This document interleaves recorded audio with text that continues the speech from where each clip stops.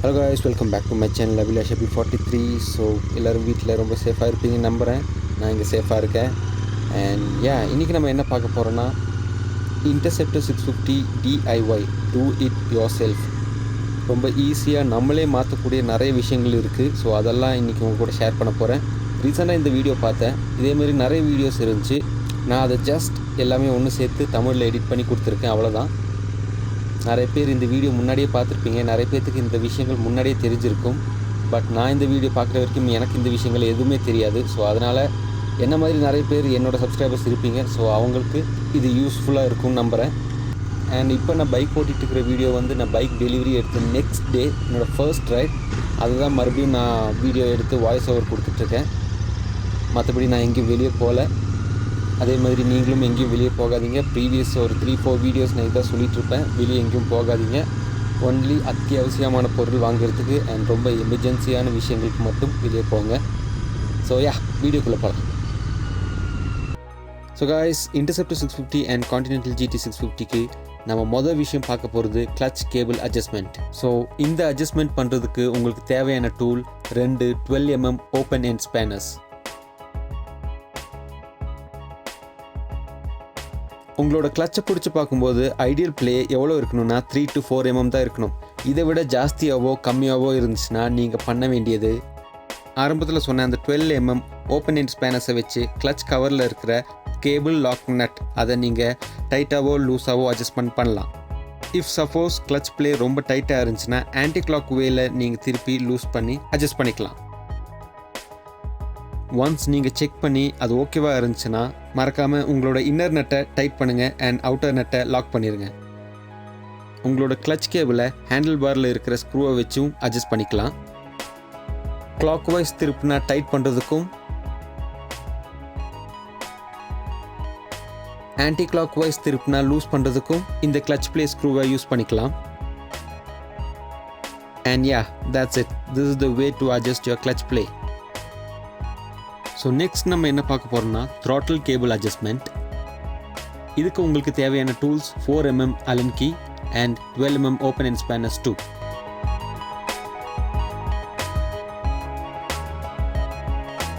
முதல்ல உங்களோட 4mm Allen key use பண்ணிவிட்டு throttle கேபிள் ப்ரொடெக்டர் கவரை ரிமூவ் பண்ணணும். அண்ட் உங்களோட 2 12mm ஓப்பன் எண்ட் ஸ்பேனர்ஸை வச்சு throttle பாடி புள்ளியை அட்ஜஸ்ட் பண்ணிக்கலாம். அண்ட் த்ராட்டலுக்கு 2mm to 3mm free play கண்டிப்பாக இருக்கணும். அண்ட் பைக்கு ஸ்டார்ட் பண்ணி நியூட்ரலில் போட்டு ஆக்சிலேட்டர் ரைஸ் பண்ணுங்கள். ஹேண்டில் பாரை லெஃப்ட் அண்ட் ரைட் திருப்பி செக் பண்ணி பாருங்கள். உங்களோட ஐடியல் RPM மாறக்கூடாது.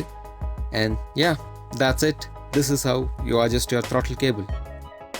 ஸோ காய்ஸ், நெக்ஸ்ட் நம்ம என்ன பார்க்க போகிறோம்னா oil level inspection. Engine oil லெவலை எப்படி செக் பண்ணுறது? அதுக்கு முதல்ல உங்கள் பைக்கை சென்டர் ஸ்டாண்டில் ப்ளேஸ் பண்ணணும். உங்கள் பைக்கை ஸ்டார்ட் பண்ணிவிட்டு ஒரு 2 minutesக்கு வார்ம் அப் பண்ணணும்.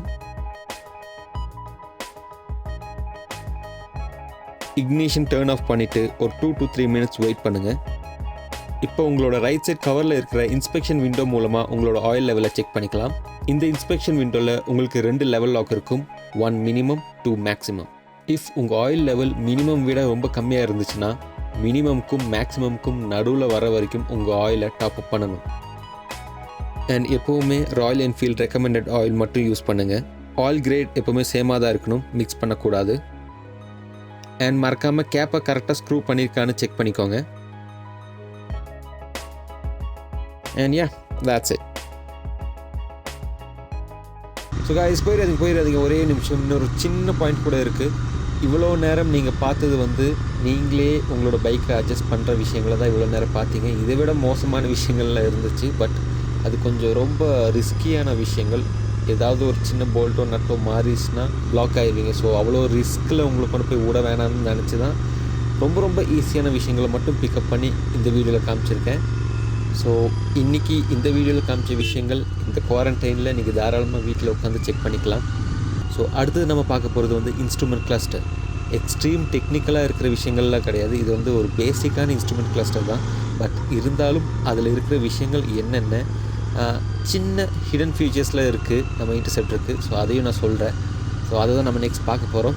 நிறைய பேர்த்துக்கு நிறைய கன்ஃபியூஷன் இருக்குது. இதில் இருக்கிற சிம்பிள் எதுக்கு, இது எதுக்கு, அது எதுக்குங்கிறது எனக்கே நிறைய டவுட்ஸ் இருக்குது. ஸோ இந்த வீடியோ பார்த்ததுக்கப்புறம் தான் எனக்கே கொஞ்சம் கிளியர் ஆச்சு.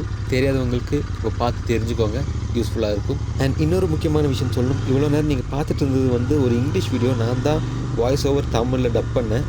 பட் இன்ஸ்ட்ருமெண்ட் கிளஸ்டர் இது கொஞ்சம் லென்த்தியாக போகுது. இது தமிழில் டப் பண்ணால் ரொம்ப சொதப்பிடுவேன்.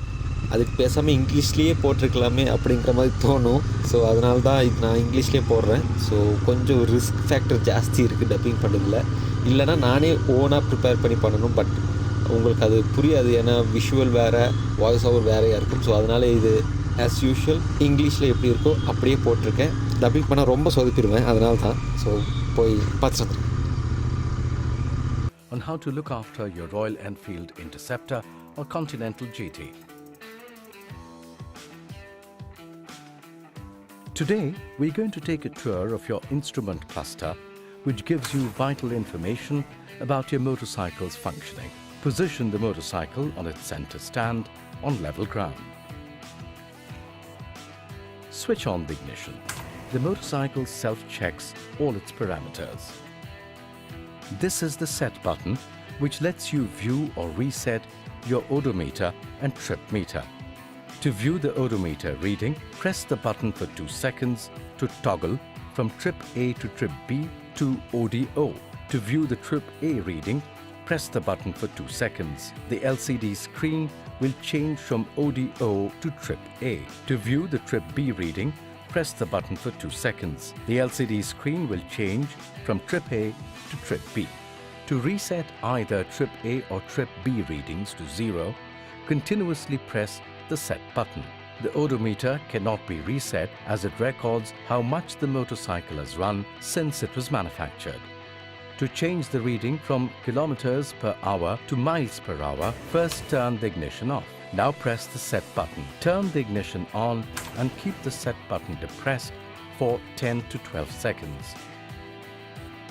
To know which software version your motorcycle is fitted with, switch off the ignition and keep the set button pressed. The software version appears for 2 seconds. Now let's learn about the warning indicators. Switch on the ignition. The warning lights will light up on the tachometer. To begin with, this is the low oil pressure indicator. It lights up when the ignition is switched on and goes off when the engine starts. If the indicator stays on while riding, or if the engine doesn't start when the indicator is on, check your oil level. If the engine oil is sufficient, take your motorcycle to a service center immediately. Next comes the low battery indicator. It lights up when the ignition is switched on and goes off when the engine starts. If the indicator stays on while riding, or if the engine doesn't start and the indicator is on, contact the service center immediately. This is the ABS indicator. It lights up when the ignition is switched on and goes off when the speed reaches 5 kilometers per hour. If the ABS symbol stays on when riding, it means that the ABS system has a fault. However, your normal brakes will function without ABS.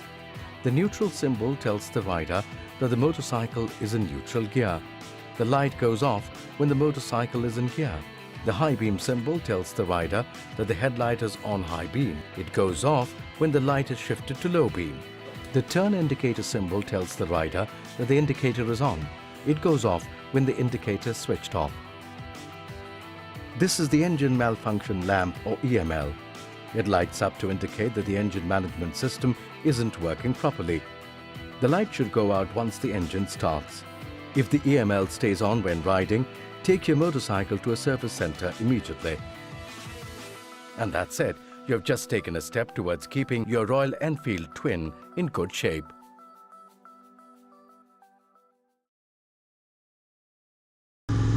So guys, video பார்த்துருப்பீங்க, எல்லாருக்கும் பிடிச்சிருக்குன்னு நினைக்கிறேன். ஹெல்ப்ஃபுல்லாக இருக்கும்னு நினைக்கிறேன், யூஸ்ஃபுல்லாக இருக்கும்னு நினைக்கிறேன். ஈஸியான ஸ்டெப்ஸ் தான் இது எல்லாமே. ஸோ நீங்கள் போய் குவாரண்டைன் டைமில் போர் அடிக்கும்போது உட்காந்து இதெல்லாம் ட்ரை பண்ணி செக் பண்ணி பார்த்துக்கலாம். அண்ட் இந்த வீடியோ பிடிச்சிருந்தா மறக்காமல் நம்ம சேனலை லைக் பண்ணுங்கள், ஷேர் பண்ணுங்கள், கமெண்ட் பண்ணுங்கள், அண்ட் மறக்காமல் சப்ஸ்கிரைப் பண்ணுங்கள். அண்ட் எங்கேயும் வெளியே போகாதீங்க. Stay home, stay safe, stay healthy. And yes, thank you guys, thank you for watching my video. Catch you on next video. Until then, bye bye, love you guys.